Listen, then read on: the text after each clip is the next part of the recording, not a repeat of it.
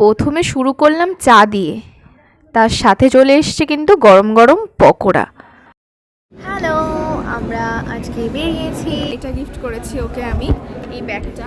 ওর যেহেতু এটা ওর খুবই কাজের, সেই কারণে এটা আমি ওকে গিফট করেছি। স্মাইল আমাকেও এটা গিফট করেছে, মানে আমার এই ড্রেসটা। কেমন হয়েছে অবশ্যই আমাকে কমেন্ট করে জানাবে।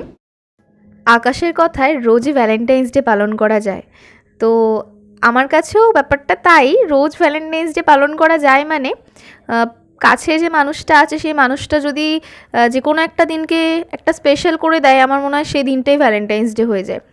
তো যাই হোক, এইভাবে আজকে ভ্যালেন্টাইন্স ডেটা কাটালাম। আর গিফট তো দেখতেই পেলে, ভালো লাগলে অবশ্যই কিন্তু সাবস্ক্রাইব করে পাশে থাকবে।